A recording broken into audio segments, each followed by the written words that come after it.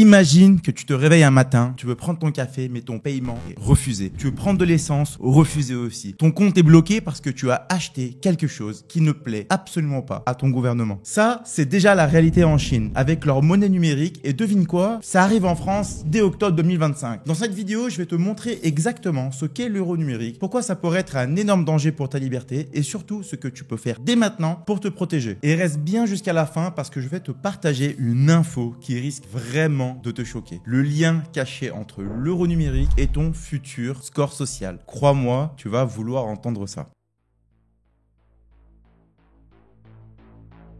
Avant de comprendre comment l'euro numérique va bouleverser ta vie ici, il faut absolument que tu comprennes ce qui se passe en Chine depuis plusieurs années. Là-bas, tout est numérique. Leur monnaie, c'est le yuan numérique. Ça paraît pratique, non? Mais c'est simple, plus de billets à transporter, paiement instantané, facilité au quotidien. Mais attention, c'est aussi un piège redoutable. Chaque achat est tracé, enregistré, analysé par le gouvernement chinois. Un café? Noté. Un restaurant avec un ami mal vu par l'État? Ton score social baisse. Un trajet en taxi trop fréquent alors qu'on t'incite à prendre des transports, tu perds encore des points. Un exemple concret, en 2021, Li Yuhu, journaliste chinois, découvre du jour au lendemain qu'il ne peut plus réserver un billet de train ni d'avion parce que son score social était jugé trop bas à cause de ses critiques envers le gouvernement. Est-ce que t'imagines bloqué dans ta propre ville simplement parce que tu as exprimé une opinion contraire à celle du gouvernement? Si ça, c'est pas la définition parfaite du contrôle social, je sais pas ce que c'est. Dis-moi en commentaire, est-ce que tu accepterais sincèrement un système pareil en France? Parce que,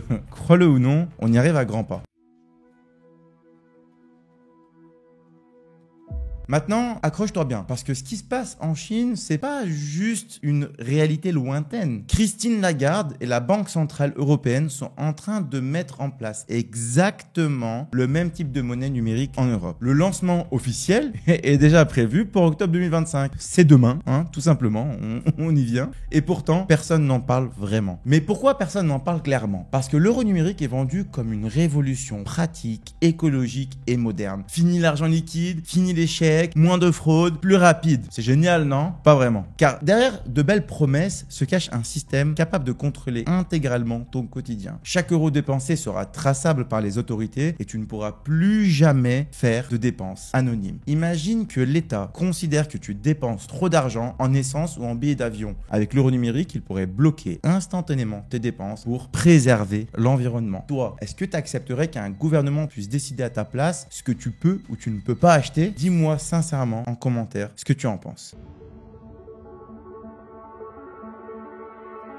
Si tu crois encore que ce scénario chinois du crédit social ne pourrait plus jamais arriver chez nous, j'ai une très mauvaise nouvelle pour toi. Ça a déjà commencé et l'euro numérique pourrait bien être l'étape décisive pour mettre en place un système similaire en France. Ça paraît fou, pourtant regarde ce qui s'est déjà passé récemment. Un exemple concret. En Italie en 2022, on a déjà commencé à tester un système de bonus écologique lié aux dépenses des citoyens. Les gens recevaient des récompenses financières s'ils achetaient des produits jugés écologiques par le gouvernement. Mais qu'est-ce qui empêche demain de faire exactement à l'inverse et de te punir financièrement si tes dépenses sont jugées mauvaises?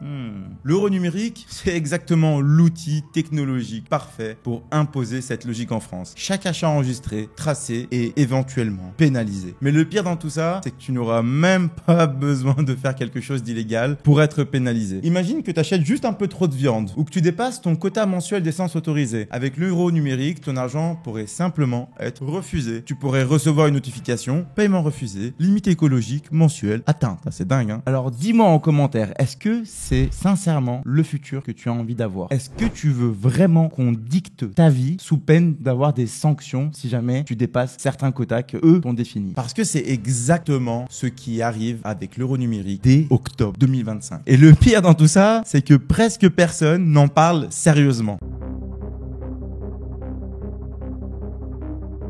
Maintenant que tu comprends mieux les enjeux liés à l'arrivée prochaine de l'euro numérique en France, parlons concrètement de ce que tu peux faire dès aujourd'hui pour anticiper ce changement majeur et protéger ta liberté financière. La première chose à faire, c'est de ne jamais dépendre uniquement d'un seul moyen de paiement, surtout numérique et centralisé. Commence à intégrer dès aujourd'hui d'autres méthodes, comme par exemple, utilise des crypto-monnaies décentralisées comme le Bitcoin ou l'Ethereum, qui restent hors de contrôle des banques centrales. Maintiens un peu de liquidité chez toi, en cash, même si ça ça semble un peu traditionnel, ça reste extrêmement efficace. Diversifie tes comptes bancaires pour pas rester dépendant d'une seule institution. Et ça peut paraître simple, mais en cas de crise ou de changement radical, tu seras heureux d'avoir anticipé. Deuxième point essentiel, rester informé. Plus tu comprends comment fonctionne l'euro numérique et ce qu'il implique concrètement pour ta vie quotidienne, mieux tu seras préparé à réagir efficacement. Abonne-toi dès aujourd'hui à des sources fiables sur les finances décentralisées et les nouvelles technologies monétaires et suis régulièrement les annonces de la BCE pour anticiper les évolutions réglementaires. Et surtout, pose-toi cette question. À qui appartient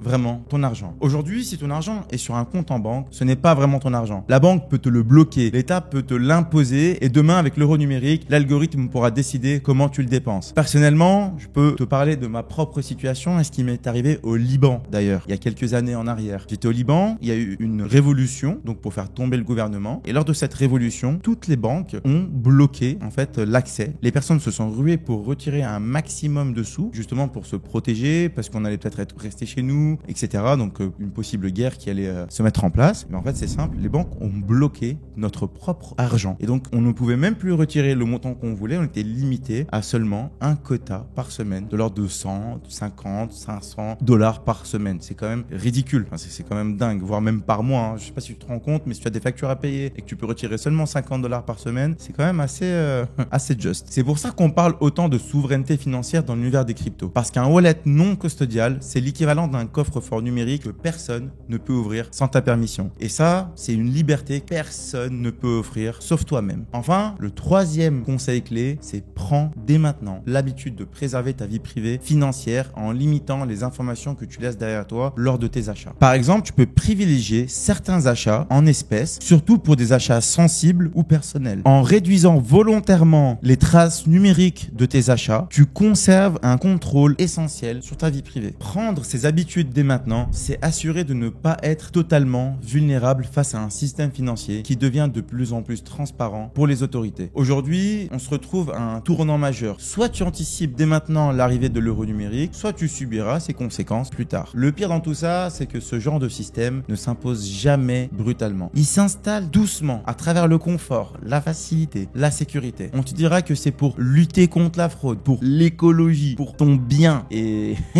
petit à petit, tu t'habitues. Tu acceptes qu'on surveille tes dépenses, que certaines transactions soient refusées, que certaines habitudes deviennent suspectes. Et un jour, tu te rends compte que tu vis dans un système où plus rien ne t'appartient. Même pas ta liberté de choisir ce que tu fais avec ton propre argent. Le meilleur moment pour agir, c'est toujours avant que le problème n'arrive. Si cette vidéo t'a ouvert les yeux sur ce qui arrive, c'est que tu as déjà une longueur d'avance. Maintenant, à toi de jouer. Si tu as apprécié cette vidéo, mets un like juste en dessous. Abonne-toi pour ne rien rater des prochaines vidéos sur ces sujets essentiels. Et si tu veux aller plus loin, regarde tout de suite cette vidéo qui t'explique comment mieux gérer ton argent, mieux que 99% des gens, en 7 étapes. À très vite.